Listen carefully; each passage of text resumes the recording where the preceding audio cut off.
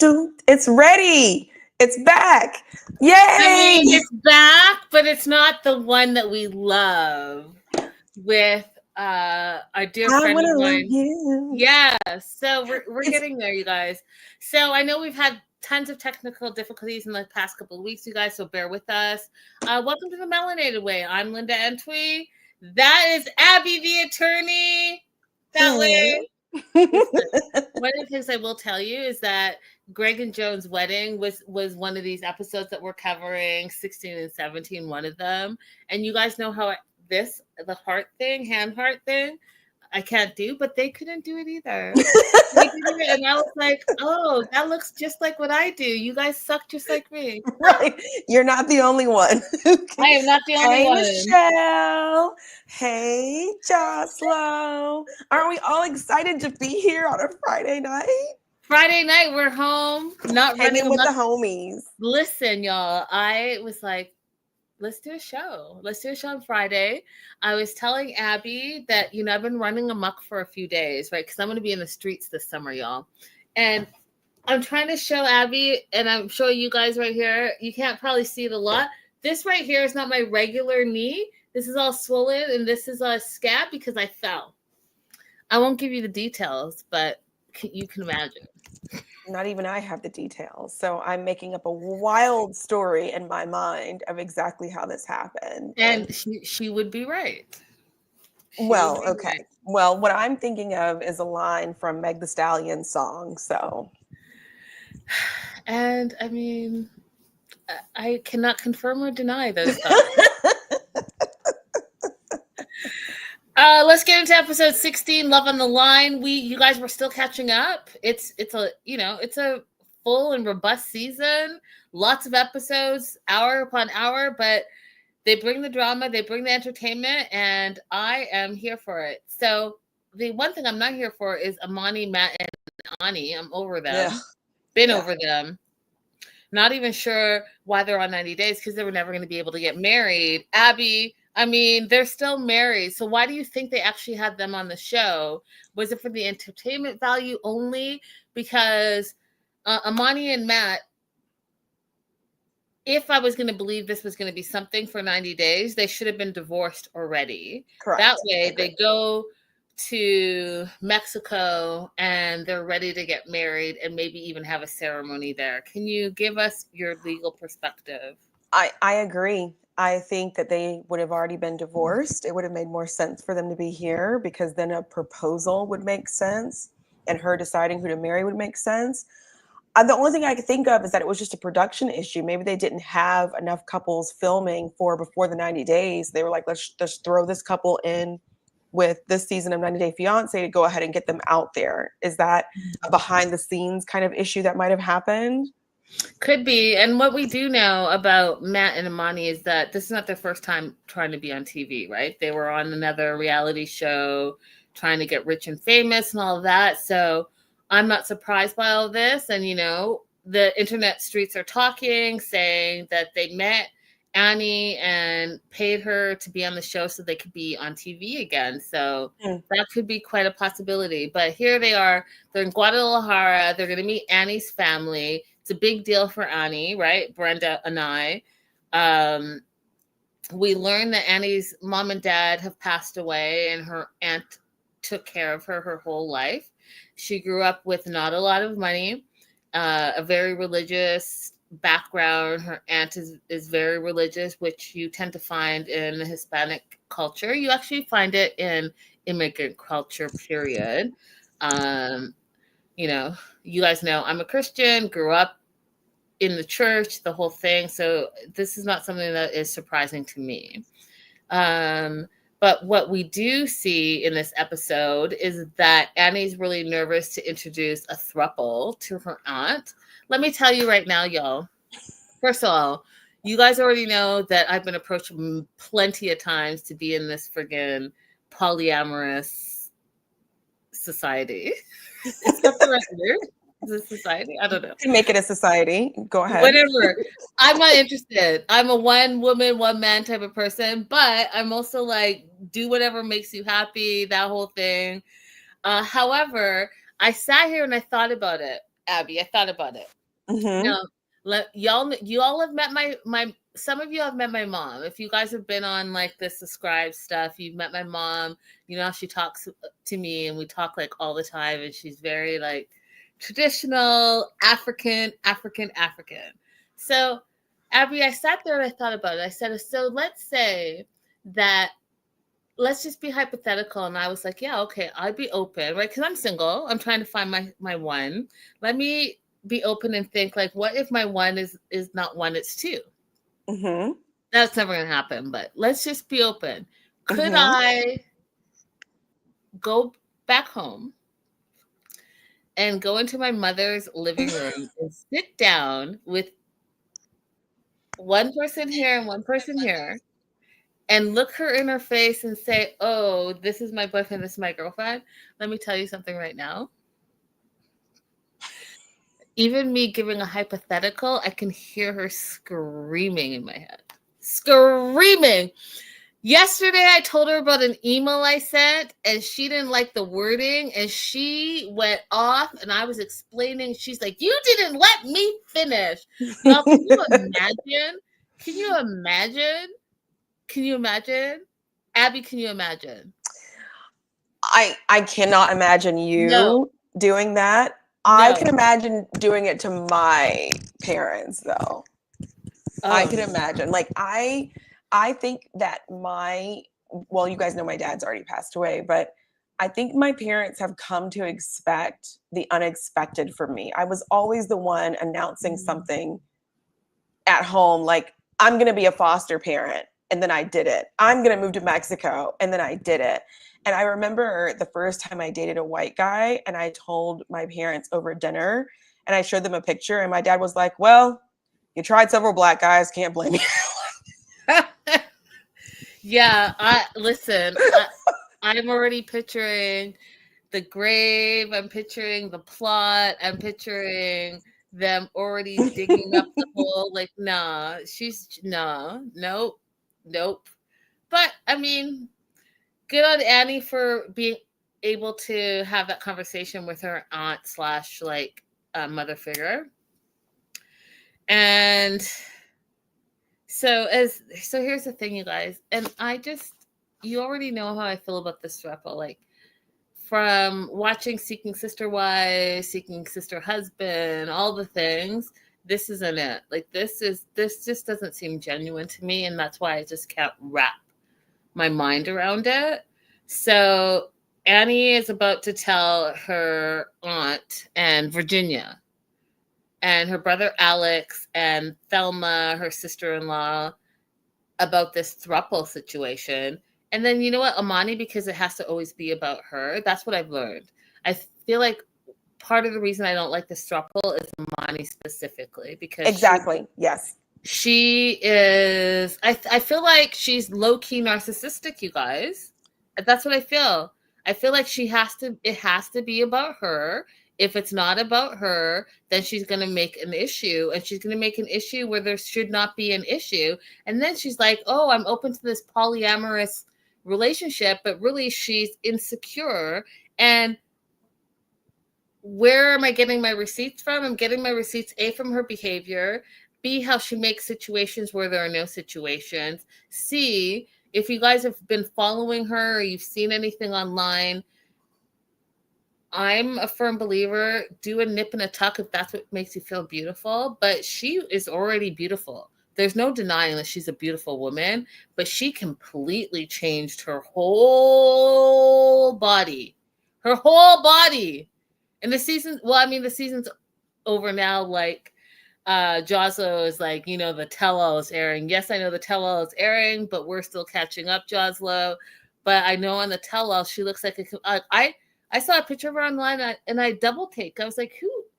At first I thought Larissa, I thought Jennifer, and then I was like, oh, this is Amani. Mm-hmm. Yeah. Right? So there's a lot of reasons I feel like she has narcissistic qualities. So as Annie is telling her mother figure that she's in this throuple, Amani starts having a coughing attack. while Annie's trying to explain the situation. And I was like, see, no. She gets up, she walks away. No, like you're doing the most.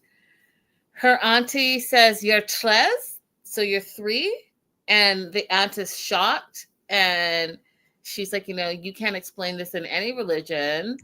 But then in that same breath, she's like, but I'm going to accept you. She looks Amani dead in her face because it was Amani that was creating the issues. It wasn't Matt. She looks Amani dead in her face. Waits a minute, silence. And then she basically accepts them. Now, Thelma, the sister-in-law, on the other hand, would have been my reaction a little bit too, like, wow. Like, bring on the drama. I came here for some tacos and tequila, and I'm getting a full-on telenovela. Who knew? And one of the things that Amani wanted Ani to tell her aunt that, you're doing this for a better life for you, for your kids. And what were your thoughts on that, Abby? Because, what's becoming very apparent is the financial power structure. Right. In this relationship. What were your thoughts on this? I thought everything that Amani added to the situation was bizarre. I don't think I have. Recently, I've realized I don't really have a good handle on what narcissism is, but I definitely think that she's selfish and self-centered. And without her even knowing what the conversation has been so far, because she doesn't speak Spanish, she insists that she knows what needs to be said in this moment. And so everything that she's adding doesn't really go to what they're talking about or what they're saying. And it also just comes out really weird, as if Ani is some kind of charity. This is not, you can't get, and this is the thing that a lot of Americans actually do. And I know she's Tunisian, but she's been in America for a long time. So I think she's taken on some of this. You can't be upset if somebody wants you for your money when you're flaunting your money in front of them. You can't be upset that they're attracted to the same thing that you're flaunting in front of them. So her saying like, oh, their children are going to have better opportunities. You're going to have better opportunities, by being with us, by coming to the US. Then you can't turn around and be like, oh, she expects money from us. Facts. Hey, Adela. I already didn't like Amani before these 2 episodes very much, just the way that she was talking to talking to Ani, but I really disliked her this episode. So on top of being selfish and self-centered, she's misogynistic. That's what you said. That, and she's a narcissist. But the aunt gives her blessings. We'll come to the wedding, and that's that. We're moving on to Sean and Aaliyah. It's their wedding day. They wake up in bed. Has the prenup been signed? It hasn't been signed. It's about to be signed. Aaliyah makes a big deal about it. She goes and gets the paperwork, throws it on the bed, and has Sean sign it first. And then she signs it and says, I hope we never need to use this. Happy wedding day. What were your thoughts on that? Because I said in my mind, that's very 25-year-old behavior. It was. I don't know. I mean, like, obviously the conversation could have come up earlier, so it wouldn't have been caught off guard, but I don't know. They shouldn't have got married at the end. I mean, nothing about this feels right and loving anymore, does it? Oh my gosh. When we get to the wedding, we'll talk all about it. But, you guys, like I said, I'm a firm believer in, I know I'm not throwing my beliefs down your throat, but as a Christian, there were signs, and the signs on the wedding day, that was it. And how are you going to get married and be mad at each other and be looking crazy at each other on your wedding day? That's supposed to be the happiest day of your life. No, thank you. Anyways, Sean was worried that Aaliyah was going to be late. And I mean, that was a sign right there in the bed on the wedding day before anything was going to happen early in the morning. those were his worries, and it was a self-fulfilling prophecy. Aaliyah goes and leaves with her friend. Sean is going to do his mom's hair for the wedding, and off Aaliyah goes with the friend Jackie. Now, here's the wedding plans. And when I say, if someone is saying to you, if I say to Abby, we're going to France. We're going to the south of France. Mm-hmm. From 5 to 5:15, we're walking down the street. From 5:15 to 5:30, we're having coffee. From 5:30 to 7, we're having cocktails. From 7 to 8, we're going to mingle. And from 8 to 10, we're going to go to a party. If someone is literally telling you that, please listen to people's words, because they're going to tell you who they are, right? I travel. Abby travels a lot. I'm going to tell you, as a traveler, that I'm not traveling with that person. Because, let me tell you why. There's no flexibility. I'm all about a syllabus, an agenda, but you're gonna have to have flexibility, because you're in a situation in a country that you've never been in. If a wedding is a first time for some, maybe second or third time for others, but you have to plan for the unplanned, right? Because that's life. So when Sean was like, yeah, the ceremony is going to be from 5 to 5:15. Well, what if your officiant talks a little slower than you wanted and goes to 5:18? Then what? What if your officiant stumbles on their word? Then what? 5 to 5:15 is the ceremony. 5 to 5:15 to 5:30 is the champagne toast.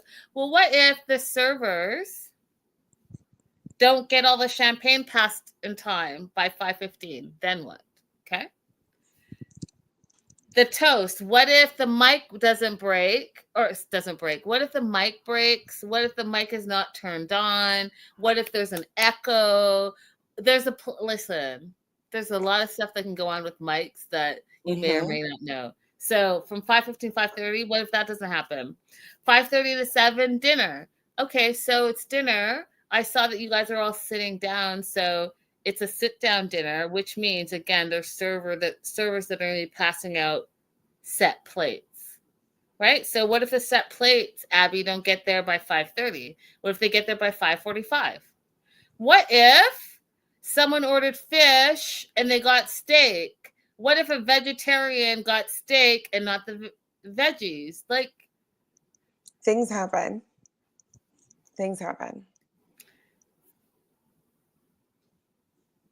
I would not be able to be so rigid.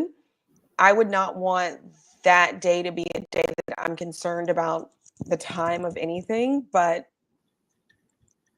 people don't listen. People see what they want to see and hear what they want to hear. Yeah, it's terrible. So they're at the milk barn, and Aaliyah and Jackie are gonna get ready, and Aaliyah's doing a lot of her own makeup and all of that stuff. Again, we hear that Sean hates how much time it takes Aaliyah to get ready, but most importantly, this is their wedding day. So one of the things that Abby and I have talked about plenty of times is that the 90 days is not the time that you all should be trying to get to know each other. Y'all should know each other. So Sean, you hate that Aaliyah takes time to get ready, but guess what? You know that it takes her time to get ready, and apparently you love that about her. So it's a whole process.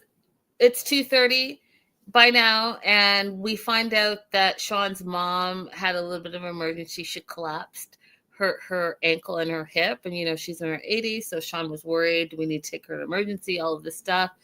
But the mom, and I have this saying right for sure, Abby, has a stiff upper lip.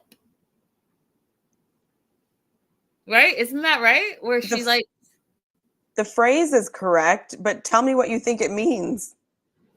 I mean, like, she is in pain, but she's like holding her lip so it doesn't quiver. She holds it stiff as if she's not in pain. You know what? Maybe I'm wrong about what it means. Maybe let me What does it mean? Raydella, what does it mean? Because that's my whole, isn't that what it means? What does it mean, Abby? I thought it meant people who are like cautiously optimistic, like people who, how do I explain it? Persevere over adversity. Isn't that kind of what I'm saying? Like, she's in pain, so she, instead of like allowing the adverse situation to hurt her and like break her down, she's like sucking it all in and having a stiff upper lip because her stiff upper lip isn't quivering. Y'all, you know what? That's what it means. And if it doesn't mean it, tell us in the live chat. Tell me in the replay that I'm not. That's what it means. Okay, that's what it means. You know what? I'm not gonna. It's not a phrase that is something I hear a lot, so I'm willing to accept that I just don't know it. Abby, just because it's the one phrase that I thought I knew. Joslo said it means persevering through trouble, but I would not have said it in terms of someone having like a physical injury. But yeah, see, I could be wrong. Thank you, Raydella. Google says displays fortitude in the face of adversity. Same shit. All right. Sean is worried he's gonna. Yes, Joslo. That's how I've also heard it said. But sorry, go ahead. Yeah, and that's probably why, Joslo, as a Canadian, a fellow Canadian, having a stiff upper lip, that's exactly it. Joslo's Canadian. Did you know that? Like myself. She's a real had conversations about how we're all Canadian. Yes, me and Joslo have discussed poutine and whatnot. Oh, how we're all Canadian.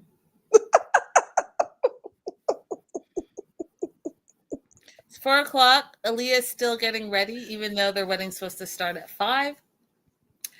And Abby, I want your thoughts on this because I know. So here's the thing. It's 5:00, no Aaliyah. It's 5:30, no Aaliyah. It's 6:00, no Aaliyah. Remember, the ceremony's supposed to start at 5.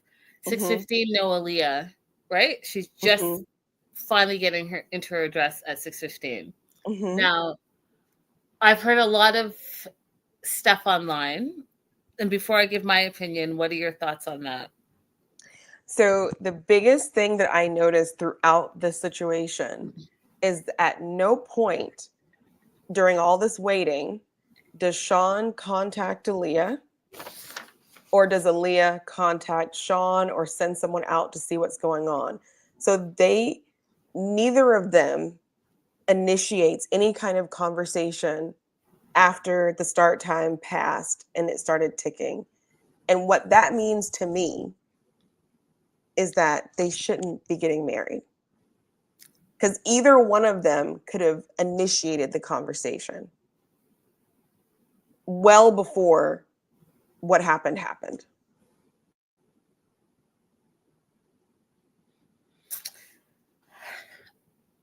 You guys know me now, so you know the smile. I'm about to go off on my TED. I don't give a rat's behind being an hour and 45 minutes late for your wedding. I don't care if you're the groom, the bride to be, the groom, the bride to bride. It's inconsiderate and it's selfish. Okay, you started getting ready at the crack of dawn. You knew that this was your special day.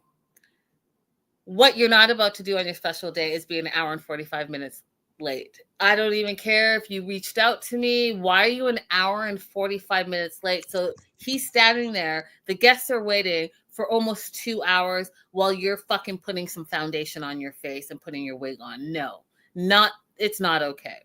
Just like, you guys, it's not okay for you to be, and I'm just like, I told you I'm on my TED Talk. If you're dating out there, it's not okay to be late on a date. It's not okay to be a no-show on a date.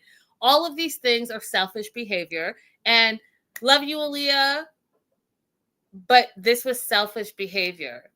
Thinking that you're going to allow the person that you say you love the most, that you want to spend the rest of your life journey with, to wait for 2 hours, them and their guests, and then they should have a smile on their face and be like, hey, you've arrived. No, that's not how it works. I don't care. It's selfish, and you shouldn't do it. Period. Full stop. Yeah, The end. Our 45 minutes is like ridiculous. There's no traveling involved. You were right there behind the venue. It wasn't like, oh, we're stuck in traffic or anything. That was just so you could look out the window and see all the people sitting there waiting, and you just like, okay, let me just keep on getting dressed. I don't get it. But you know what else I don't get?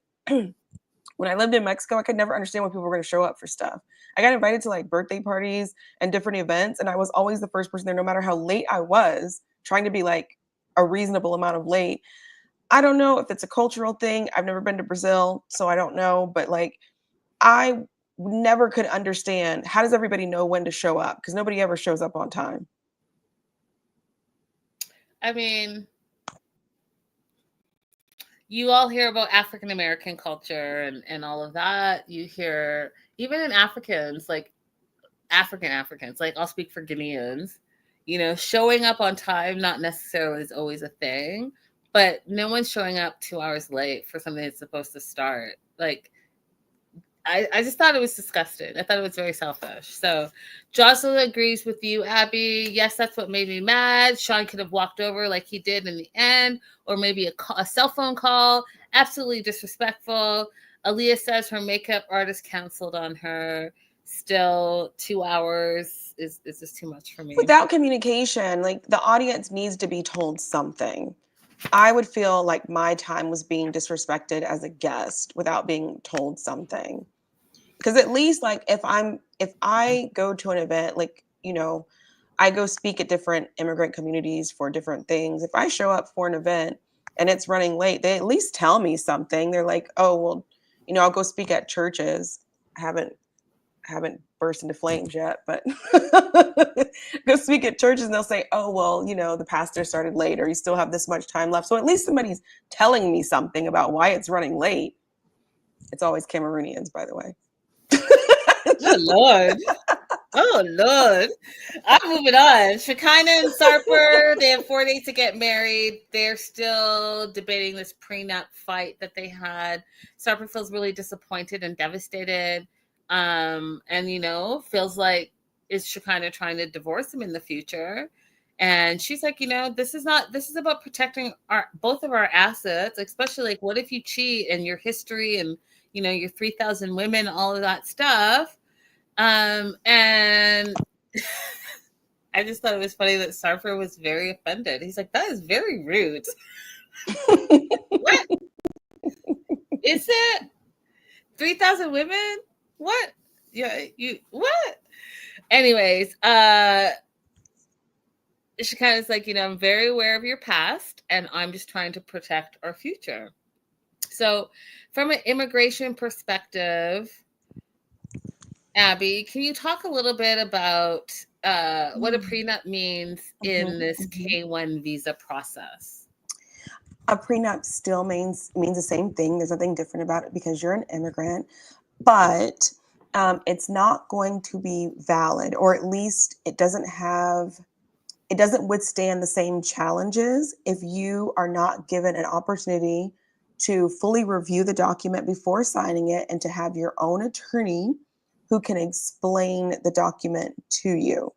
So what would happen if, let's say, Mark and Mina get divorced, as opposed to Sean and Aaliyah? Now, Aaliyah had an opportunity to go to an attorney who speaks Portuguese and review the documents. So any judge that's making a decision on whether or not that prenup is valid is going to be more inclined to say this is valid because you had independent counsel who explained everything to you in your own language.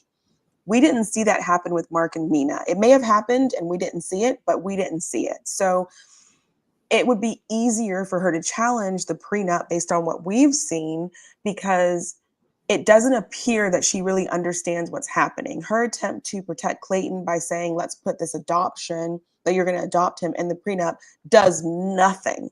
It does absolutely nothing. It's not operational in terms of a prenup. And so that would be easier to challenge than the prenup between Sean and Aaliyah. Ooh. Abby the attorney, you guys, make sure you're following her on all socials, her TikTok, YouTube, Instagram. You guys don't forget to like and subscribe. Y'all are regulars. Like and subscribe so that we can grow and grow and grow. Thank you. We appreciate it. So Sarper's all upset about this whole prenup thing. He calls his family, tells his family about the marriage contract. And his mom's like, what? Does Shekinah not trust you? And then he's like, well, she doesn't trust me. So I put my own, I was going to say speculations. I put my own requirements on this prenup. And he tells his family about the 128-pound weight limit that every time I'm like,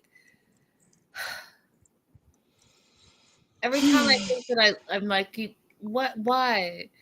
And so every pound she's over each month is $1,000 fine. And I, Abby, was shocked by his family's response. They thought they loved it. They thought that was a creative answer. Creative? I mean, these are the people who created him. It came from somewhere. I was shocked by them. I was like, so no one's going to tell him how disgusting that sounds? And that it's her body and her decisions about her body, and no man should tell a woman how she should look and act and weigh? What? Okay, so it's creative. Let's go with that. His family's worried that it's not going to work out for him this second time round because, his first marriage when he was 31 didn't work out and he felt isolated. Aw, thanks, Michelle. I've been following you for a few years, Linda. Thank you. That's Michelle so used to be my Facebook moderator. She is good peeps. I appreciate you so much. So the family's like, basically, like, if it doesn't work out, it's not going to work out, but we're here for you. So just keep communicating with us. And if you have to, peace out real quick, we're here for you and welcome home.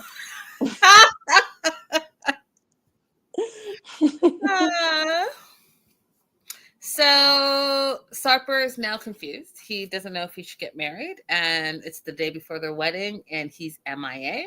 He's not answering Shekinah's calls or texts or anything. She's freaking out because they're supposed to go to the hotel where they're going to get married. And what we find out is that she put an air tag on his keychain, and that sets off a whole thing that we're going to talk about next episode. But Sarper's trying to figure out if he's doing the right thing for him. And, is it the right thing? Is it not the right thing? What do you guys think? Let us know in the live chat. Let us know if you're watching the replay.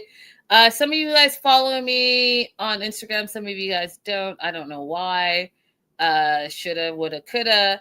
But Monday. I don't know what day it is. But Monday, Sarper is pursuing his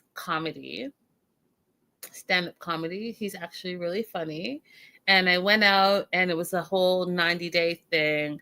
And there's a whole backstory. I won't get into it because I don't have enough time. But I was going to upload these, but I just forgot. So we got to see and meet a lot of the 90-dayers. So that's me and Aaliyah, you guys. Oh. You see that Shekinah and Mark were there as well. This is Sarper in the midst of things. So it was like a whole thing. Sean was there. Sean wasn't taking pictures, apparently. But so you guys, make sure you're following us all across social medias because sometimes YouTube doesn't have the same content that we have on Instagram, that we have on TikTok.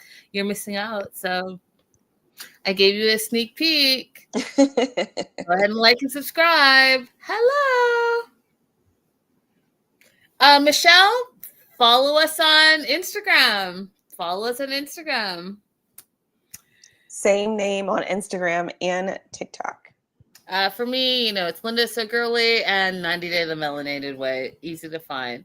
Moving on to Juan and Jessica. It's 2 days for the wedding. They rented a house in Colorado, big house. They love the house. Juan has people coming from Spain, which I love that for him, and New York. And so it's at Novella. Yeah. Oh my God, Linda. To habla español, sí. You guys have no idea. Anyways, Ruben, his uncle, both are there, and they are his pseudo parents. Because what we find out, at least I didn't know, but I found in this episode that both his parents have passed. So it was really special to have his aunt and uncle there. His cousin Eric and cousin Catherine and Leonardo, who we met in the previous episode, show up. Leonardo's his best man. And they're in Colorado. It's snowing. Would you like to have a winter wedding, Abby? When she mentioned it in the other episode, I thought no, but I loved looking at the snow on the ground in this episode. I thought it was pretty. I mean, but snow quickly gets dirty and disgusting here in DC. So I don't know if it stays pretty out there or not. As a Canadian, it's going to be a no for me. It's going to be a no. No, these days and these perimenopause days, I enjoy being cold. I get hot really fast and get sweaty really fast, get disgusting really fast. So I'm going to say yes to a cold wedding. Oh. In these particular moments. I think I could do it. Y'all, I told you, I just learned about perimenopause this year, and I am mad that I just learned about it, but I feel like we should do a whole series. Actually, there's a company that reached out to me with like products and stuff and all the things. And when I have time to like really research it, I feel like we're in because it's 30 and plus that you can start perimenopause. Mm-hmm. And like, I swear, no one has told me about this. Yes, we learned about your periods in 7th grade and all the things, and birth control and sexual health and all the things. No one talks about menopause. Not a wanna. No, I was having symptoms. No, I don't want any surprises. I have anyways, that is not my story to tell, but like, y'all, us women, okay, we are a strong species. Okay? Very strong. Very, very strong. Because we're constantly going through it with so little knowledge about our own bodies. My friggin' dentist is the one who told me that I was in perimenopause. Nobody mentioned it before that. I was having symptoms that I didn't know were symptoms of perimenopause. And he mentioned it very casually as if I should already have known, because did you know that when you start in perimenopause, you don't produce the same amount of saliva in your mouth? Now you know. And there's time my dentist mentioned it to me. I was complaining because I was like, no matter how much I floss every day, I still have a ridiculous amount of plaque buildup. Oh, and I'm starting to get plaque buildup, and I floss all the time. Does that mean I'm starting perimenopause? It might be. So I complained about that to my dentist. He was asking me, how often do you floss? I said, I floss every day still, just like I always have, but I have all this plaque buildup. And he's like, oh yeah, that just happens when you're in perimenopause because you don't have as much fluid in your mouth. And I was like, come again? Excuse me? Yeah, so I've had to add a dry mouth rinse to my daily routine, my oral routine, and also a water flosser. Now, nobody has ever mentioned this to me. Nobody has ever mentioned this to me that is a part of perimenopause. Anyways, we'll do a series, you guys, because clearly it's a thing. Hi, KL.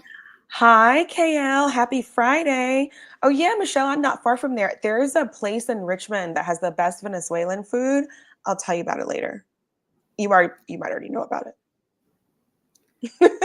So Juan wants David to know Spanish. And so he has a whole conversation with Leonardo about being with Jessica for 4 years, and Jessica promised that she was going to learn Spanish, which I absolutely think that she should make the effort to. And 4 years is a long time to not, and she has a bunch of excuses. But on the flip side, Juan, you are with your son all day, every day. So speak Spanish to him and he will learn it. You're a stay-at-home dad at this point, and your child is in his prime years to learn language. So just speak Spanish. It doesn't matter if you're the only person that's speaking Spanish in the house. You're the primary caregiver. Speak Spanish all day long. Guess what? He's going to learn Spanish. Guess what, April? Tell you fun fact. Fun fact. I was like, am I gonna tell this story? And then I was like, Linda, it doesn't matter. Go for it. Go for it, Linda. Yeah, because it's like so long ago. So growing up, we had an Italian nanny, and my mom tells the story better than myself. And so from kindergarten to grade 5, we had this Italian nanny that we would stay with, our Nonna. And apparently by kindergarten, I refused to speak English. I would only speak Italian. And my mom would pick us up and go, and we'd go home. It's me and my brother. We'd go home, and my mom will tell the story with dramatics. You see where I get it from. With dramatics, but basically she would be like telling us to like go to bed and like getting us ready to go to bed, and I would act like I couldn't understand her in English. Funny. So she would call our nanny, and our nanny would speak Italian to us, or to me specifically, because my mom says that it was me specifically, it was the bad one, but I don't believe it. And so there's a whole thing. And I tell you this story to tell you that whoever your primary caregiver is, whatever that language is in your formative years, that's the language that you're going to pick up, and that's the language you're going to know. So this but whole Juan thing does not see this as important work for him to do. He wants to put that off on somebody else to do. Because Juan, I don't see Colombia represented in the house. I don't see Colombia in the wedding. I don't see my son speaking Spanish, wants to go get on a boat for 8 months. This was great, Abby. Yeah, take responsibility for your actions as well, Juan. And I think what you said last episode resonates true here, where he doesn't think that, being a primary caregiver, stay-at-home dad, stay-at-home mom is actually work. He doesn't respect it. And that's why he can't see that his son will learn the language and culture that he wants him to have, because he's there all day, every day. He doesn't see it because he doesn't think that he's doing anything, because he doesn't think being like a caregiver is a thing. Exactly. He had a unique opportunity to teach all the kids Spanish. But instead he chose to do something else. So one of the things that I really appreciating about Leonardo is that he continues to encourage Juan with positive words. And he says, again, in this episode, nothing is impossible, right? So just tell Jessica how you feel. And if you want your son to know the language, nothing is impossible. Love that about him. He's hit for me. We don't see him a lot, but his vibe is like chill, peace and love.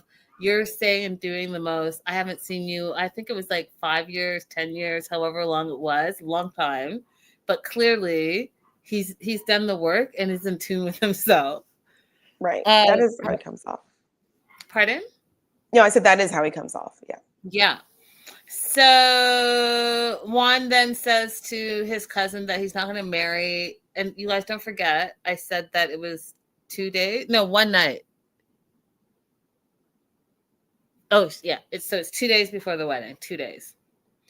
That one is now saying that if Jessica doesn't know Spanish, he's not going to marry her. When I say I verbally laughed out loud, I said, "Is he delusional? There's no amount of babble that you're going to do that's going to make you fluent in another language in 2 days." Abby, it's ridiculous. It's ridiculous. I mean, she doesn't even have her basics down. She struggles saying bienvenidos. She does. She said bienvenidos in ways that I couldn't even understand. If I broke the word down, how did you get that pronunciation? Facts. It's one day for them to get married. One wants to talk to Jessica about the culture, and she basically, I've been busy. I've been a single mom, and I haven't had time to learn the language. I do feel, you guys, that is a very selfish attitude to have. I do think it's very, I'll say egocentric, but I was going to say something else. Say what were you going to say? Because I might have something harsher to say. I think it's very American. I think it's very middle America. I was going to go further. I mean, I was, but I'm trying not to be.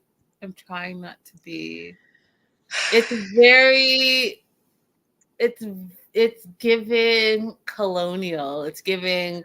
Let me tell you something. Do not let these women make you a token. Do not let these women live out their fantasy of a biracial child and you be their little token to take around their little small bullshit town because you're going to be the only brown person there. So they can be like, haha, I'm different. I'm a different kind of white person. And I have my little biracial child. And don't let them do that to you when they really don't care about it. Right? What she said. Because she could have very easily, I have more to say. She could very easily just switch her phone to Spanish. She could very easily listen to the Spanish AM radio on your phone. There's an app called News in Slow Spanish. You could turn that on and listen to the same news that you normally listen to, but in slow Spanish, so that you could just be able to say bienvenidos. Okay? That was embarrassing. For you, not me. That was embarrassing. I love when April goes off. I love it. Anyways, you can't say that you don't have time to learn the culture, and just going off of what Abby's saying, you have time. You're just not making time. Mm-hmm. All the things that Abby just said you could do while you're driving your kids to daycare, while you're on your way to work, while you're grocery shopping, while you're doing the dishes, while you're putting kid to bed, all of those things. You could put your earplugs on, your headset on. You could have it blasting, whatever you like. You have time. You just don't want to. Right. I'm going to tell you exactly what I did. This kid is fluent in Spanish, okay? We started off going to the library because I was poor. You can get CDs from the library that have Spanish nursery rhymes in them. You can have books that actually like talk back to you. All of that's available at the library. Then when Taylor started school, Taylor would go home after school with the ESL teacher because I asked them, like, can you help me out? This kid really wants to learn Spanish. ESL teacher was happy to do it. Yep. Okay. Like, you can find things to do. I went to Zumba in a neighborhood. Well, she doesn't have this option. In my neighborhood, it was an option. A neighborhood where they had Zumba in Spanish. Like, you can just change normal things that you do every day into Spanish so that you can start learning. So, like, I just don't buy her. Yes, you're a single parent. I was too. But I'm not really buying that I couldn't do anything. Sorry. Okay, now I'm done. I think I'm done now. 100% agree with you. 100%. That, and also, you guys, why are you all not having this conversation beforehand? If you guys have been together for 4 years, I don't understand how this conversation has not ever come up. Just like how I don't understand you guys are having a wedding, he wants his culture included, and then you're like 5 days out, and now it's like, you all are clearly not talking. You guys are Of doing course. other things, having babies, but you guys are not clearly communicating, because Right. I'm not clear how you all are having a baby, but you haven't talked about how you want to raise your baby. You know, you guys already know. I'm not going to tell you again. Sex, marriage, religion, finances, have those frigging conversations. I'm sick of telling y'all. I don't want to be here and you're like 1 week into your wedding, you're like, hey, Linda, guess what? He's not respecting my Brazilian culture. I'm going to be like, well, what are you talking about? Did you not have the conversations that I've been preaching to you for the last few years? Weird. Mm-hmm. Mm-hmm. I mean, according to him, he has brought it up several times before, I don't believe it. but she I said she don't felt like believe she it. was ambushed by the conversation. So I don't know how seriously he has brought it up before. I I tend to don't believe believe it. her more on this than him. For him to say that he's not going to get married if she doesn't know Spanish just shows me that there's no seriousness in any of this. Moving on to Mark and Mina. I laugh because it's, 2 days to get married. Sister gets up and they're having a traditional American breakfast, and the sister thinks that the American food is bad, and she's not wrong. She's There's a not lot of wrong. Breakfast is a lot of sugar. a lot of additive compared to having breakfast abroad. It's just very different. Um, Mina is thinking of her son Clayton. Will he be at the wedding? And what we find out in this episode is Mark has organized the entire wedding on his own because, Mina was abroad. They show the location, Lake Como. I loved it. I loved the greenery. I loved the water, you guys. I loved it. Oh, I loved it. It was so beautiful to me. And then her friend Nancy calls with not good news. Clayton is not going to be able to come to the US, and he doesn't know, and he's packed already. My question to you, Abby, is like, they don't tell us why. And all we know from the earlier episodes is that his passport was not ready. But I don't know. I feel like there's more to it because even in present day, you guys, present day today is the June 27th. He's not here. So we don't know what his birth country is, but I'm assuming that it's not France. And that's why he's having so much trouble getting a passport. I sometimes get into like really weird stuff. So I was watching these videos on people who are stateless in France because of France not having birthright citizenship. And one of the situations involved a young man who had his mom was from Cameroon and his father was Dutch from the Netherlands. And so when his father was doing his paperwork to get him his citizenship, he unfortunately passed away before it was completed. But apparently the embassy there didn't catch it. And so they still issued him his documents. Him and his brother were issued their documents. Years and years and years later, they went to go and renew their passport and so forth. And they were told, oh, no, it should have never been given to you because your father passed away before it was finished. Sorry, I'm making this so long. But the point is, at that point, he said, fine, I'll get my Cameroonian passport. But the problem was because he was living in France and not a France citizen and no longer had any other form of documentation, he couldn't leave France without permission to return. And he couldn't get his passport from Cameroon without going there in person. And so it took so long for him to be able to get his permission to leave France and be able to come back that by the time he was eligible to go to Cameroon, they said, you've surrendered your rights to be a citizen of Cameroon because you didn't do this before you turned X age. There's a video on my IG. I go into like more detail, giving a summary of this. And then also there's a link to the actual YouTube with the man talking about it so you can see what he's saying. But France's lack of birthright citizenship causes a lot of problems for the people who are living there. And this is just like one example of people who become stateless in France because of their policies. So I don't know if Clayton is experiencing one of these kind of issues where he has to be able to go back to whatever the home country is to get the passport, and if they're giving him a hard time about being able to come back to France. But my suspicion is that it's because of France's no birthright policy that he's having issues. Fergie 201, thank you so much for the compliment. I appreciate it.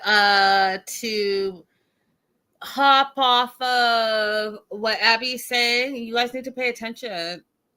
Really, you Americans need to pay attention, because right now, today, there was a Supreme Court ruling on the birthright citizenship, and they have leaned towards Trump's big plan in order to say that even if you doesn't matter if you're born in America, you may not, according to this new Supreme Court ruling, have birthright citizenship, meaning it doesn't matter where your parents were born and you are born in America. It doesn't necessarily mean that you're an American citizen.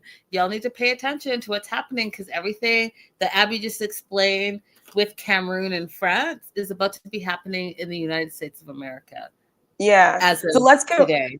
Let's go a little bit more into the background so that it's very clear. Jaws was asking, what does birthright mean policy? So you can become a U.S. citizen 3 ways. Either by naturalization, so those are immigrants who become residents and then get naturalized, become citizens. Or if you were born in the United States, right now, if you were born in the United States, no matter what your parents' status is, then you can become a citizen. That's called birthright citizenship. Or if you were born in a U.S. territory, you become a national of the United States, which you can then become a citizen after being a national. So what happens is, in some countries like France, birthright citizenship does not exist. So even if you're born there, unless one of your parents is also born in France, you don't get birthright citizenship. And my understanding, my very limited understanding of why they did that, is because they didn't want to extend citizenship to all of their colonies, all of the French colonies. So that's a huge difference between being born in the US and being born in some other countries, is that being born here at this moment gives you citizenship and all the rights of citizenship, no matter where else you live. You could be born in the US and leave the US in 1 month, and you were always a citizen, even if you're raised. But that's not what the Supreme Court ruling is saying today. So are you going to speak on the Supreme Court ruling today is saying that. So also in the background, Trump issued an executive order attempting to get rid of birthright citizenship, which would mean that if you were born to undocumented parents in the United States, you're not a citizen of the United States, right? If you were born in the U.S. If you were born in the U.S. and your parents were not, or one of your parents were not, or one of your parents are undocumented, then he's saying that you are not a U.S. citizen, an American citizen. That we need to be very clear, because right. This is a huge decision that the Supreme Court, on their last day in the court session, this term session, it's a big ruling, y'all. It's a big ruling. So 2 federal courts issued injunctions against this executive order going into effect, nationwide injunctions. And so what the Supreme Court said today was that these 2 federal courts do not have the authority to issue nationwide injunctions. So it's going to be up to the individual states, if they want to oppose this executive order, to do so. But these federal courts cannot issue injunctions that cover the entire country.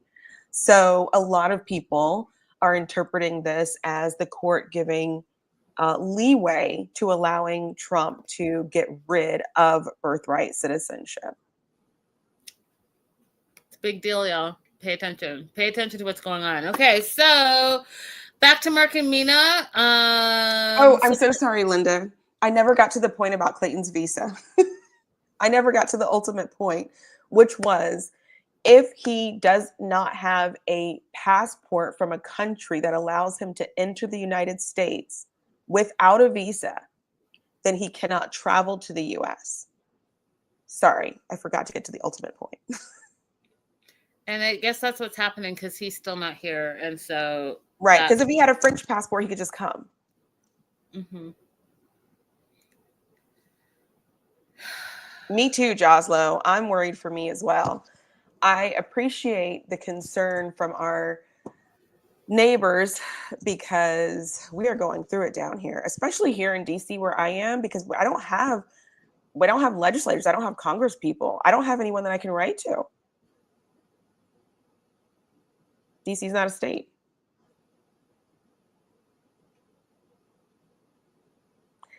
Anyway, keep the lower 48 in your mind.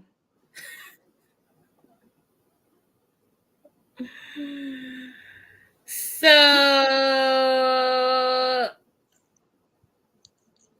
now Mina doesn't want to get married if Clayton can't be there. One of the things that I wrote down for this episode, not the next episode, but I feel like, has she not been talking to him, FaceTiming him so that she knew, like, why is this such a surprise to her?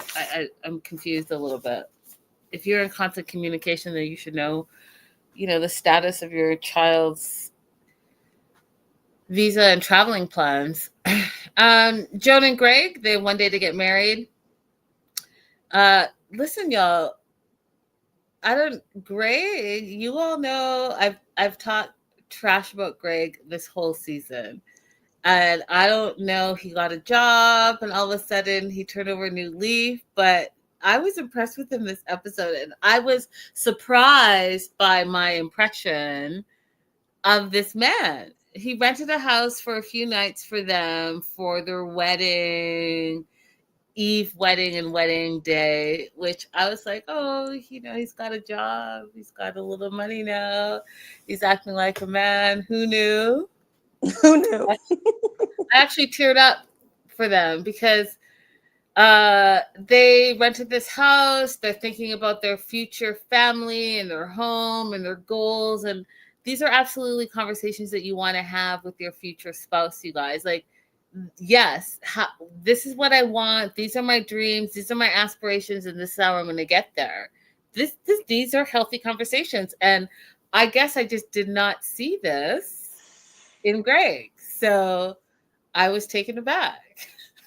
I mean, I always thought that he was a nice person and seemed to have a good personality, and they seemed to really love each other. I did not think that he had the other things required for a long-term relationship, and maybe still doesn't.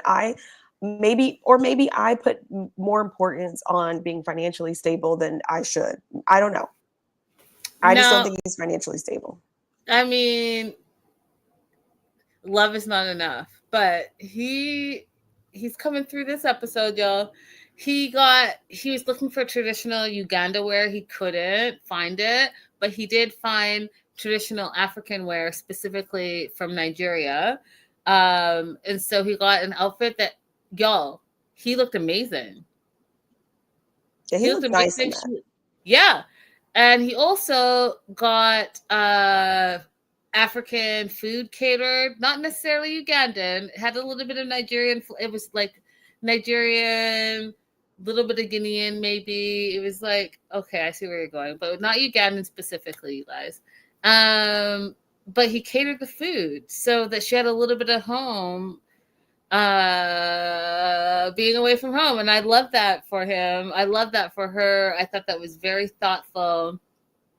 I will say this again, that I love the fact that she's always saying, I love you, I love you, I love you to the two of them. I think that that's important in just like being together. Love does not pay the bills, Michelle. Facts. Facts. Let me pop that up for the people that are going to be reading. Love does not pay the bills. It doesn't.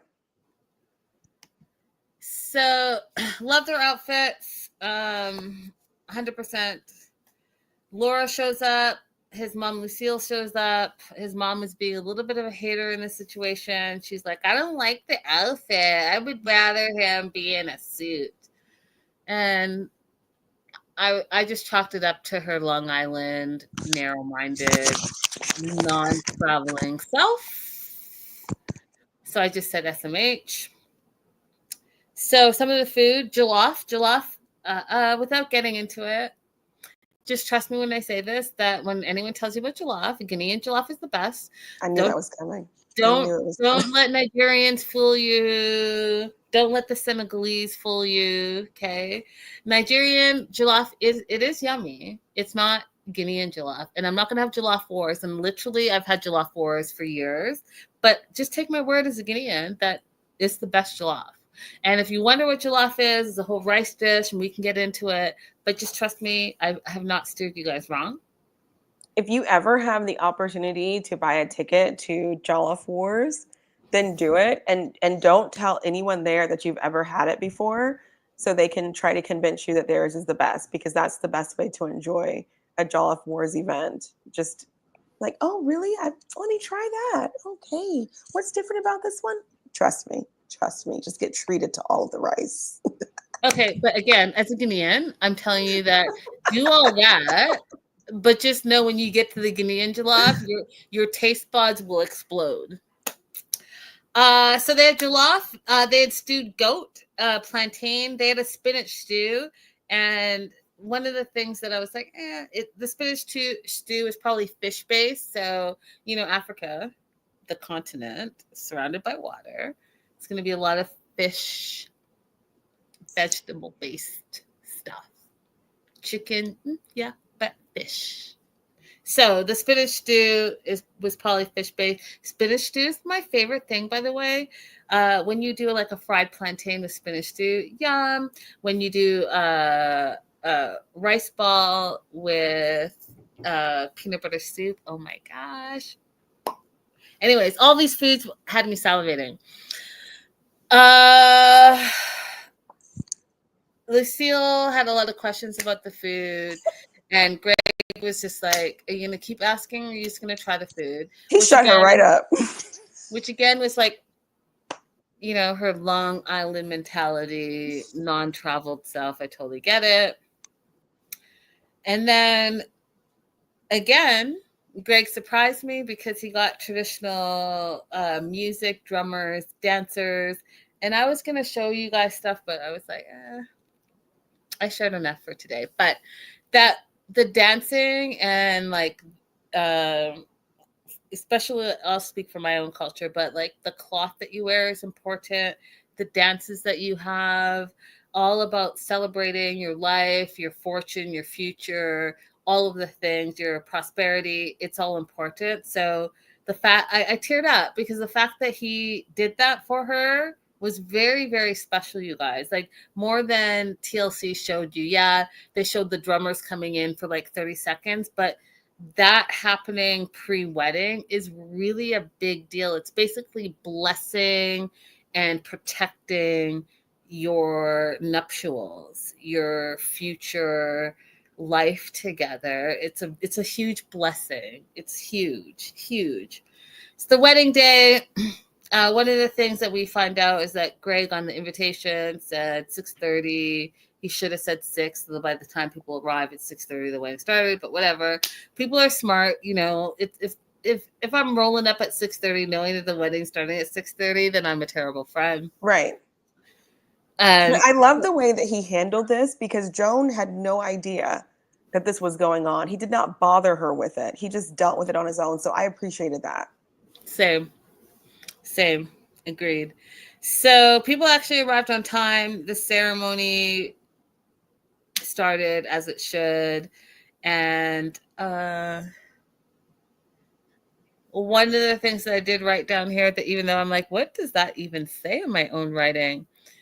I feel like Joan is making him a better man. And I don't necessarily feel like women should have to do that. But I do think that sometimes when men are in love and they want to keep that love, they step up to the standards of the woman that they're with. She's definitely improving his life. That's for sure. Moving on to episode 17, Too Late for Love. We're starting with Madi and Stevie. They have one day to get married. I'm just... I'm over the storyline. I'm over freaking Saeed. Like, where did he come from? And why is he a main character all of a sudden? Because he just, the things that I've been... Okay, I'm jumping ahead. Let me not jump ahead. So, Madi asked Stevie again for like the second time if she's bisexual. No answer, which again, this could have been squashed episode 2 instead of episode 17, where she could just answer definitively, which is the conclusion she came to in episode 17. So she feels like these are not normal conversations to have. For her, it's just painting. It has nothing to do with the female body, and he's making more of it than it is. But you're saying all this, like, you guys, when thou protest too much, there's something there. You ask me if I'm bisexual, I'm going to be like, no. That's it. Let's move on. Do you see what I'm saying? Like, I'm not going to say that you did. When someone is, like, protesting and, like, rationalizing too much, I feel like there's something underlying that they haven't dealt with. But she finally answers no. What were your thoughts on that, Abby? I feel bad that I don't believe her no, but I don't. And I also think that Madi doesn't. And they might as well have a different kind of conversation. The conversation shouldn't be, are you bisexual? I think the conversation needs to go ahead and change to, do you have any desires right now that you would like to fulfill that I may not be able to fulfill for you? Like, just that they need a total change of conversation, because it's very clear that this question is not it. Yeah. So she answers no. She starts crying because she feels bad for not seeing his perspective and not taking his question seriously, even though he's asked it multiple times. But she says that she doesn't like girls. She says she doesn't like men, only him, which I'm not going to like dive into, you guys. But like Abby said, something about her answer just doesn't sit right. It doesn't sit right. There's too many excuses. Mm-hmm. So it's their wedding day. She brought a dress that she didn't like, and then she ordered a dress from Amazon because it came in an Amazon box that just arrived, and her friends Cam and Kia and Claire brought it to her. Mind you, she bought it off of Amazon, so she still has to try it to make sure it fits on her wedding day, y'all. Why? Because the other dress that she had, Madi said she looked like an old lady in it. True, but look, they rushed this wedding to happen in what, 20 days? It was something really short. I don't remember what it was. But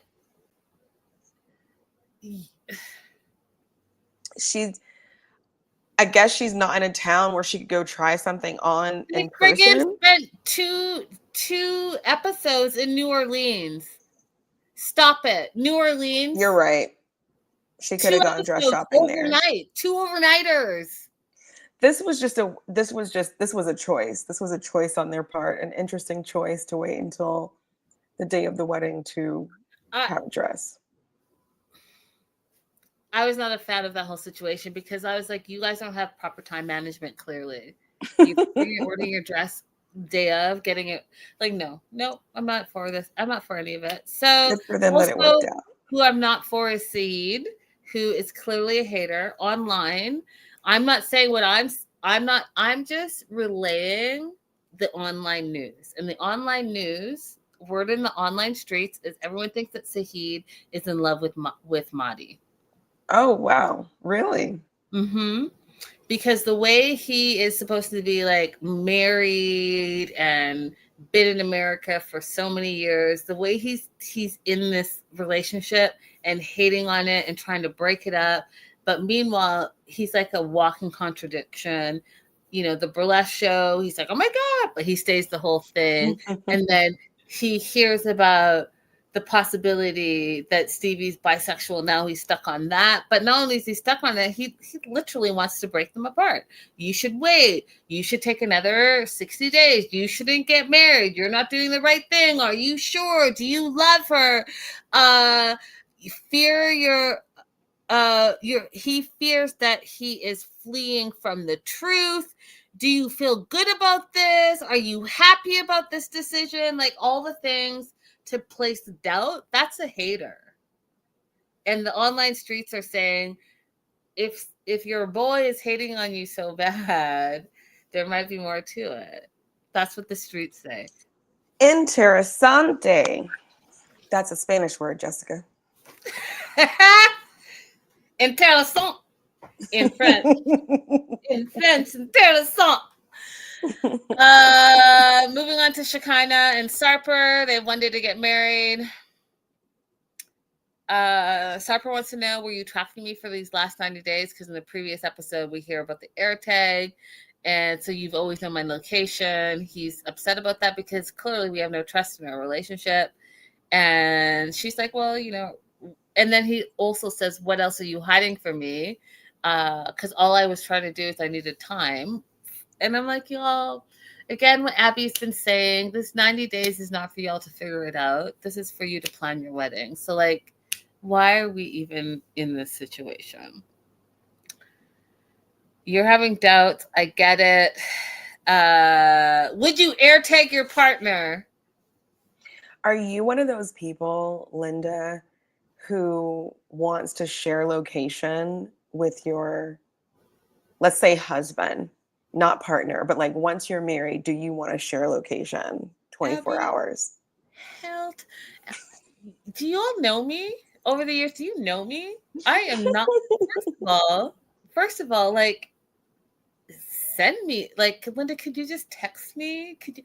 I am not that person. I'm not about to be up in your phone. I'm not sharing my location. I don't need your location.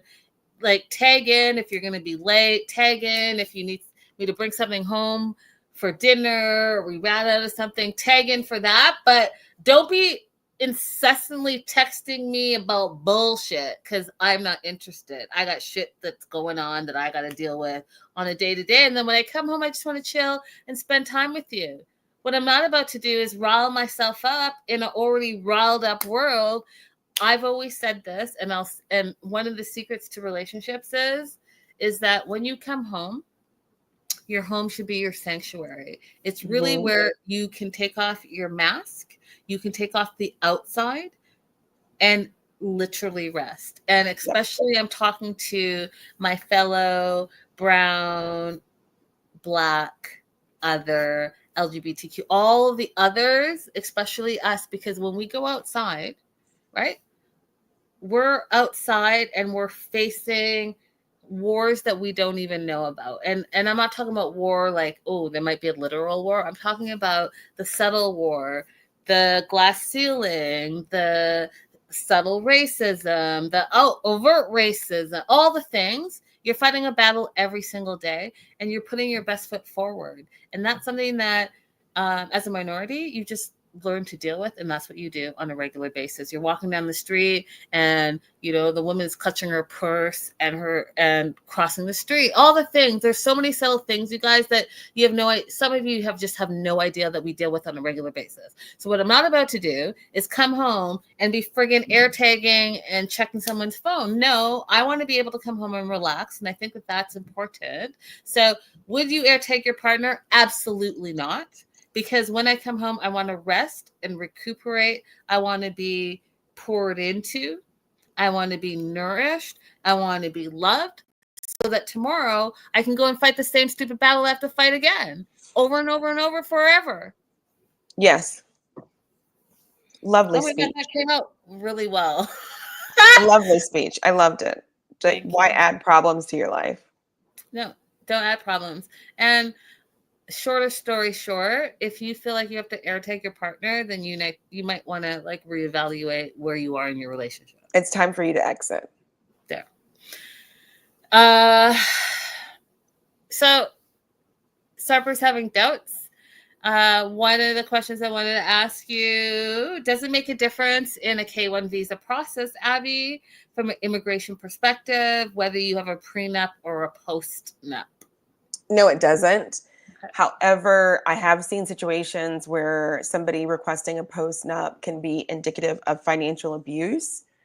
And financial abuse can be a basis on which you may want to seek VAWA, Violence Against Women's Act, which is available for men and women, or you would be able to get a divorce and still get your green card because of the abuse that's happening in the relationship. Specifically, the situation I saw was that the husband was refusing to participate in the residency process, the conditional removal, if the wife did not sign a postnuptial agreement. That is financial abuse. Oh, wow. Wow. Okay. Sarper feels like he needs more time, but he doesn't have time, so we have to do it. And you guys, maybe this is why I'm still single, but I really do pay attention to what people are saying. And to me, words matter, because sometimes that's all you're seeing is or hearing is their words. So I don't know if my fiance the day before we were getting married said, well, we have to do it. That would not, that's a red flag. You guys, I'm divorced. I had a red flag before I got divorced that I wish somebody had like pulled my collar on. But somebody asked me if I was excited to finally be getting married. And my response was, I'll be excited that everybody will finally get off my back about it. Because I had like people from church that were bothering me, like, when are you going to stop living in sin? When are you going to get married? My parents, his parents.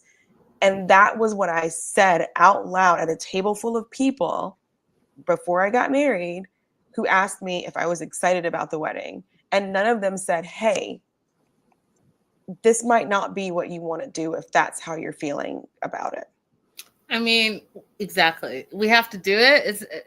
It's a red flag. It's something you guys need. And he literally says, I need more time, but we don't have more time. Scary. So they move forward and they drive to the hotel. And one of the things that I thought was funny, because you guys, it's super relatable, but she kind of was, she was in a fluster, right? Because so now she packed last minute. They're driving last minute. She's in a fluster already.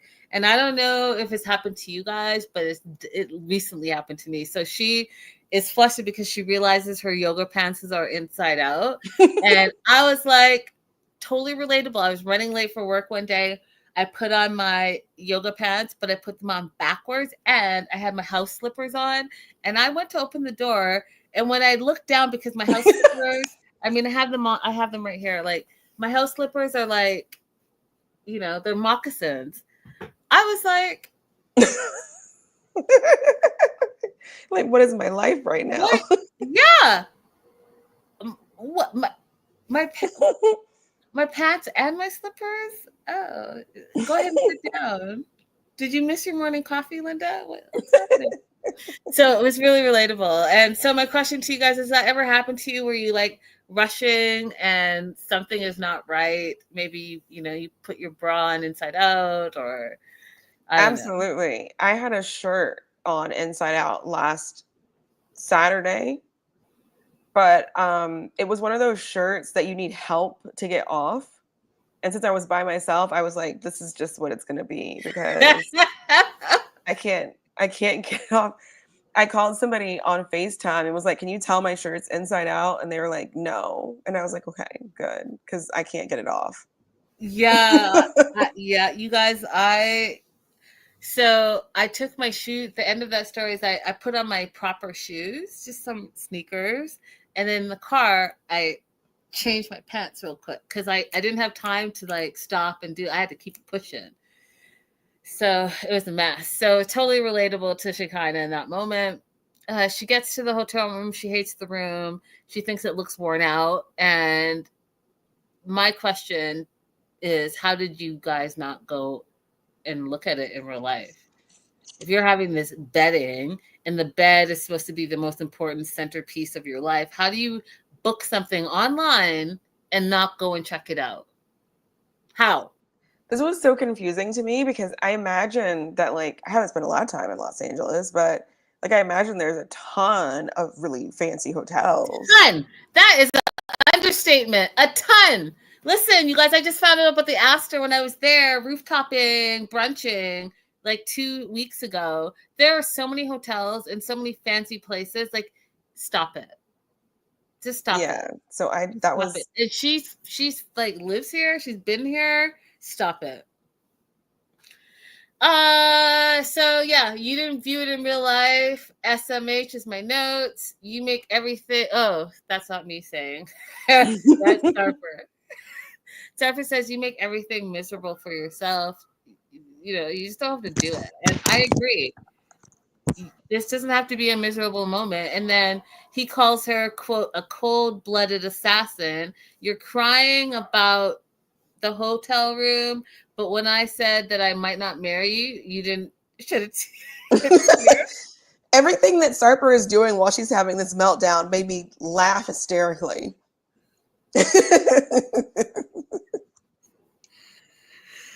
So true. I was like, But have you ever watched somebody having a meltdown about something that is so incredibly minor and you cannot like for the life of you? Yeah. So I've been in both positions. So I understand she kind of is having a meltdown. Like I understand. Like I had a meltdown over chips one time when I was pregnant. I get it. But Sarper's reaction to it is hilarious. yeah, and you know what? The way that he's walked away was like, okay, he is being a quote modern man now. So they sort through that and they get the bed and blah blah blah. And then the cousin comes, makes it right, blah blah blah. They're gonna have their nighttime beauty thing, and this is where I was like, wow, there's a lot that goes on just to go to bed. You all know, Abby has a bathroom refrigerator. If you've been with us, you already know, and all the things. But they do a mask. She has an eye massage thing. She does a lymphatic drainage thing. She has a chest wrinkle thing. Then there's like a leg thing that zips up with UV rays. She has a double chin. I was like, oh. I want to try that double chin strap thing. Really? I've been having some like neck issues recently. Some like people keep on asking me, you should get your thyroid checked. And I'm like, no, I'm just fat. So maybe I should wear the chin thing to help it out. What do you think, Shekinah? I'm serious. Like multiple people have messaged me like, I think you should get your thyroid checked. And I'm like, I'm just fat, guys. Is that how we're talking to people nowadays? One girl, like, I try to be nice about it, but one girl really irritated me because she was so persistent about it. And I said, go mind your own neck. And she's like, I am minding my own neck. I'm telling you the same thing happened to me. And at that point, I just blocked her because, like, you can't see the rest of my body. My neck goes with my rest of my body. I'm just a little overweight. But again, is that what we're saying to people now? People say it to me all the time. People think it's okay to say all kind of stuff. And these are not even like trolls with no profile. These are like people with full pages of their face and their life. Y'all don't. And I don't do it. Don't come to me. Don't do it over here. Don't do it over here, y'all. The Canadian in me, no. Mind your own business. Mind your own life. Like I saw something on Instagram that said it was like it was like this racist kid that had, by the way, I have been breaking up myself too. I don't know what's going on, but hormonal acne. I'm researching that. I'll get back to you on it. Mm-hmm. But this racist kid who had really bad skin, really bad acne, was being racist towards a minority. And that minority said, maybe you want to worry about your own skin. I died of laughter. Moving on to Annie, Imani, and Matt. Again, unfortunately, it's their last day together. Thank goodness. Families accepted them as a throuple. So they've decided they're going to go tequila tasting. Are you a tequila drinker, You Abby? know what? I'm not a big tequila drinker, Me neither. but Some people are really. I've had a few cocktails recently. Sorry, guys, I had to plug my laptop in. I've had a few cocktails recently that feature tequila, and maybe I just haven't been having it the right way because these cocktails were good. Oh, I'm not big on tequila, but I will tell you though, you guys, my best stories are tequila stories. And listen, Linda, listen. Y'all don't want to know, but I'm curious. So maybe that will be our question of the day. Question of the day: are you guys tequila drinkers? Are you a tequila drinker? Mm-hmm. And we're going to have some when we finally get together in New Orleans or wherever it happens. We'll have to have some tequila. Oh, 100%. New York, whatever it is, New York or New Oh, you Orleans, know what? whatever comes first. Let's do New York, and let's include, because I've been promising. That's not the right word. I have been telling Kelly that I'm coming to New York since last year, and things just happened. Let's do a New York trip. Well, I'm just a short train ride away. Yeah. Okay. I'll plan it. Okay. So one of the things I think is interesting, Matt and Imani have been together for 10 years. Not their first time on TV. And so now they're going to get divorced, and allegedly. And one of them is going to marry Ani. And this is where it just...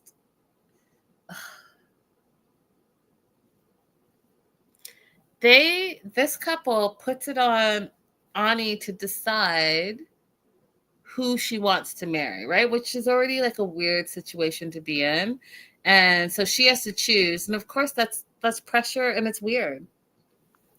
So what are they going to do? What kind of marriage are they going to have? Imani, because she's high maintenance, and I just think that she's a narcissist, but she's like, oh, we can have 3 weddings. So Tanzanian marriage, American marriage, or wedding marriage. We can do 3 weddings, because when we got married 10 years ago, they had $100. They got married in Vegas, and they showed a brief clip, you guys. I was trying to take a screenshot, but she made sure it was like this. Like you blinked and you would miss it, because that was her old self before all the new stuff, which is fine. We all have photos in the past that we're like, oh, it's not my best photo.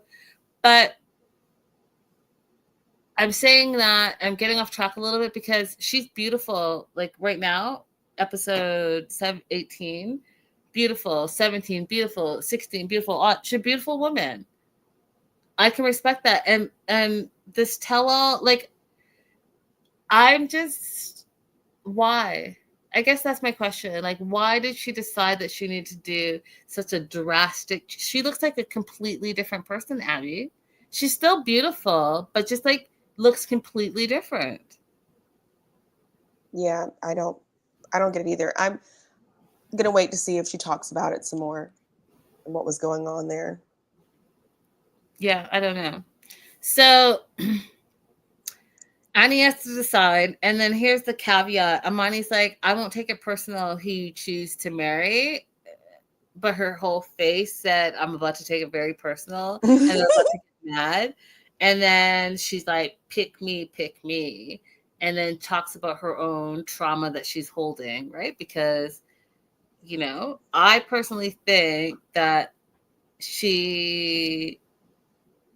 I'm just going to say, I think that she's been with Matt for 10 years, but I think it's because culturally that's what she had to do, have the family, the 2.5 kids, et cetera, but she's really holding true to wanting to be bisexual when really she wants to be with a woman, right? And that's why she wants Ani to pick her, and Ani not picking her triggers her for a lot of reasons.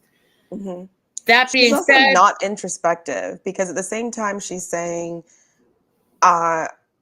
she's making it pretty obvious that she wants to be picked. She's not remembering the mean things that she's just said to Anya over the last few days. Last 16 episodes. Yeah. Every 10 episodes, she's complaining about something. So Ani chooses Matt, and I'm not surprised. I'm not surprised either. Imani's face is mad. I'm like literally Amani's face, LOL.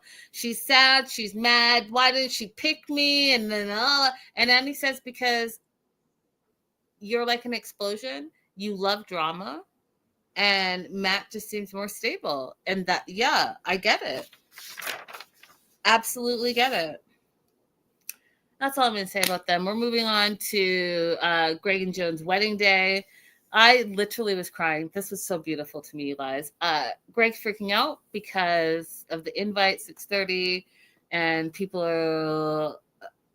He's worried that people are not going to arrive in time, but they do. So, I gave away the whole plot because they're at home and he has 80 people to call, and Lucille's calling and like having 15-minute conversations. He's all pissed off because he's like, there's a sense of urgency. Today's our wedding day, whatever. And meanwhile, Joan goes to get her hair done. That natural do, gorgeous. Makeup on point. She looked amazing. I loved it. I loved what they did with her fro and the pullback and the it was gorgeous, you guys. Good vibe. I loved her look. The only thing I would change is I would want skin tone colored sheer. But I loved her style, everything. I loved it too. I thought it was beautiful. And I loved the fact that Laura was really there to support her as a friend, as a bridesmaid. She's just giving good vibes to me. It's 4:30. Greg is starting to get ready. One of the things that I don't know if you caught, but Lucille said, "Oh my God, my youngest is getting married today." So there's more than just Greg. I did catch that. And then she said she would love to have, at some point, I don't remember where in the conversation, she said she'd love to have more grandchildren. I was like, so he's got some siblings we've never met. Never, or talked about. And I'm jumping ahead a little bit, but okay, well, not too much, but a little bit. But, you know, we heard in the previous episodes that Lucille, his mom, and then his dad were going to pay for the wedding. And then what I didn't put two and two together until the voiceover told us as Joan was walking down the aisle that the old man in the really cool vintage car that picked her up was Greg's dad. Correct. It seems like he didn't want to be. Yeah, there was no lower third. He didn't say any words. Nothing came out of his mouth. I mean, they didn't blur his face, so there was some type of consent, but he was like, I'm not talking. Y'all don't say my name. None of that. So that was his dad. So that being said, he also walked Joan down the aisle, and I thought that was really special. That was. But I was also like, oh, that's the dad. I have some questions. Anyways. She looked beautiful. Greg was so excited. He's like, you look like a star in the night sky. They exchanged vows. The vows were perfect for each other. You know, he stumbled a little bit on his vows, but that is who he is. So I thought it was perfect for their situation. And then Joan throws the bouquet, and guess who catches it? Abby. I didn't see anybody catch the bouquet. Oh, Lucille caught the bouquet, which is funny because when we get to the tell-all and Big Ed, we'll talk about that. But yeah, Lucille caught the bouquet. And then here's the thing, you guys. I've been talking so crazy about Greg and his lack of, like, love is not enough and getting a job and all that stuff. But when they panned in on the ring, her friggin' carrot, she's got a carrot, y'all. Go ahead and look at that ring. It's huge. It's a carrot. I know my diamonds. It's a carrot, and her wedding band is full of diamonds. It's one of those diamond bands. So, I mean, he said that when his parents offered to pay for the wedding, that freed his money up for other things. So We see where he put the money in the other things. Good for Listen, him. that ring is not from his savings. That ring is a down payment on a house. That's how big that ring is. Y'all go look at it again. Mark and Mina. Mina's super sad because she promised Clayton that he was coming to the wedding. And, one of the things I respect about her and I respect about parents who do this, like children, okay, what am I trying to say? It's important that you keep your word with children, not just parents, even like as an auntie, as a role model, anyone that is figure over children, it's important that you keep your word because children remember what you say and they expect you to follow through. And when you don't follow through, you're not only imposing lifelong childhood trauma and trust issues on that child, you are degrading who you are as a character. And maybe you're okay with that. But one of the things I liked about Mina was that she was so concerned that Clayton's not going to believe what she's saying now because she promised him that he was coming to the wedding. And I don't know if you guys realize the significance of that, because not only you stand on your word, stand on business, like people say, like the cool kids say, but promises are a whole other category, right? So keeping a promise is a promise is a promise. So I like that she brought that up, because it's clear that it's important to her to keep her word and her promises to her son. And she goes on to say that she's worried about her choices. She's worried that did she make the right choice about, yes, not only marrying Mark, but moving and leaving Clayton behind, all of those things. And I know that a lot of you guys have a lot to say about like the Larissas, and Jasmine's, and all the women that you think that have quote unquote abandoned their children. But what a lot of you guys don't understand is the immigration process. And the fact that it can take years in order to sponsor your child. So a lot of women, immigrant women who come abroad, and it doesn't necessarily have to be America, it can be wherever, where they're going to seek a better life, they often do leave their children behind to A, get settled, B, have a job. But what you guys are not understanding is that they send money back to their children. They talk to their children all the time until they can go through the process where they're able to sponsor and bring their children over. That's the part that is never talked about, but you guys want to villainize all of these women all of the time. But it happens more often than you think. Abby, do you want to weigh in on that at all? No, I think you're right. The only part that I struggle with as a parent is making promises that you're not in control of. So, yeah, I'm not going to tell anybody how to parent, but my thing was, as a parent, if it's not something that I actually get to make the decision on or that I control the time frame on, I'm not going to make a promise about it. So I think it's a lot to promise your child you're going to be able to be here for the wedding. I promise you're going to be here by the end of the year. I would never encourage my clients to make those kind of promises to their children. You can say, I'm doing everything that I can right now. All our documents have been submitted. You can give them like factual information, but I would never promise them a time frame or anything else that's out of my control as a parent, because kids take it really hard, especially if you have one sibling who is with you and then the other one got left behind. They could feel like you're starting a new family without me, like you don't want me there. So I think it's important not to make promises you can't keep. Mm-hmm. Yep.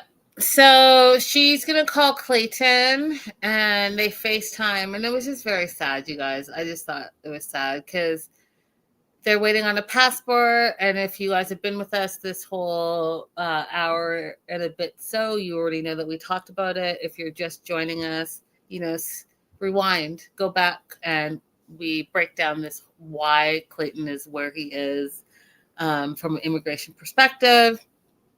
So he said, she said, he's like, do you miss me? And she is suffering from like some self-hatred, some anger, some guilt. And, you know, she's worried that in the future, Clayton's going to think that she left him for a man, which is absolutely not what she thought she was doing, which is what I just told you guys about women who leave their children behind for a better life and send for them after. That happens all the time. Good night, Michelle. Last and certainly not least, Sean and Aaliyah. And I'll run through this. And thank you guys so much for staying with us this whole long Friday night. We appreciate you. Oh, you can't do it either? What? This whole time, Abby? You've been faking the funk? Oh, Lord. This whole time, y'all, she's been faking the funk. I could do a little one. Oh, Lord. No, I can't. Y'all, I'm about to clip this, and it's about to be on the internet, y'all. You all, for years, have been giving me a hard time. And this right here, Abby can't do it either, and she's been quiet for years.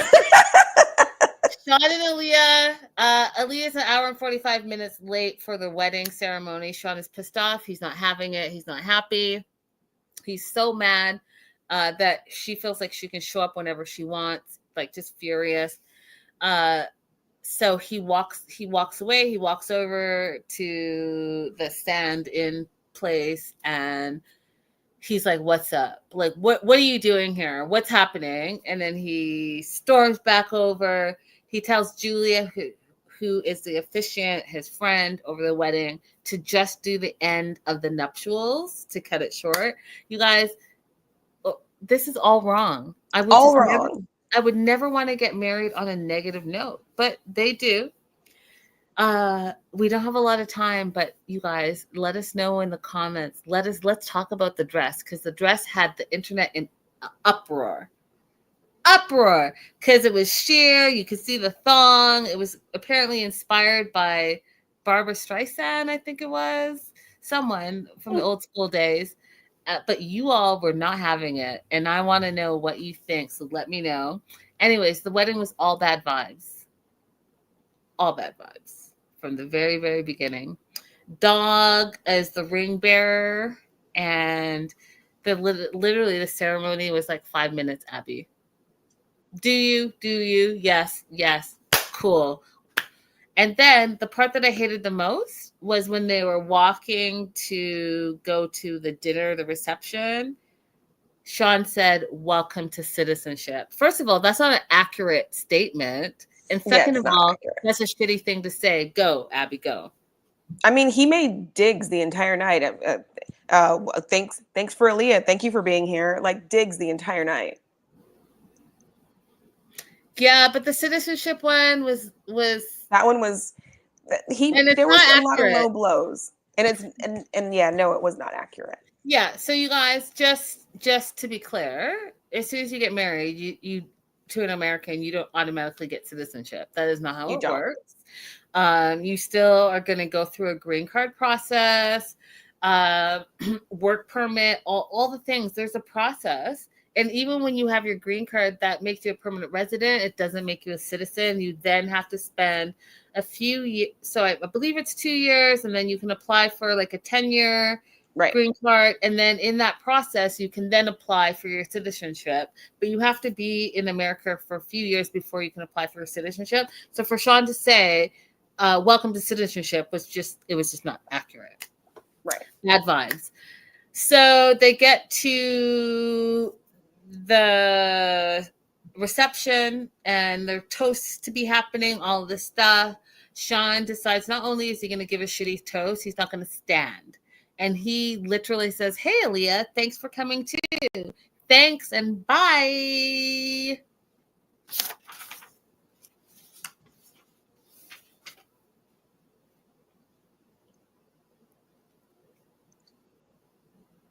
Abby? This is the worst wedding I've ever seen. This is the worst wedding I've ever seen. And let me tell you what happened at a wedding that I went to in real life, a wedding that I attended. The groom's adult son stood up and started going on about how the groom mistreated his mother. That's a wedding that I was at in real life. And this was worse. Do you want to know exactly what he said? Because he had us in the first half. We didn't know what was going on. He stood up to make a toast. And he said, I really love Miss Gwen. Miss Gwen is the wife that he was getting married to right then. She's my coworker. I love Miss Gwen. She's a great woman. Somehow my dad's managed to find another great woman to marry him, because my mom was a great woman too. And when she fell down, he left her on the ground. He didn't help her up. Don't do Miss Gwen like that. If she falls down, help her off the ground. Help her up. Don't leave her down there to suffer. I mean, what is going on? Somebody finally got the mic away from him, and then everybody pretended like it didn't happen, except for me. It happened. Awesome. Hi, 1,000 pieces. Y'all, that is our show. Thank you for hanging out with us late Friday night. We'll see you on Monday. Make sure to like, subscribe, head over to TikTok, to Instagram, all the things, and we'll see you. Have an amazing weekend. Good night. Bye-bye. That was hilarious. Help Miss Gwen up. Help Miss Gwen. Oh, wait. It's not ended yet. Oh. Talk our shit. Let me make sure. End stream.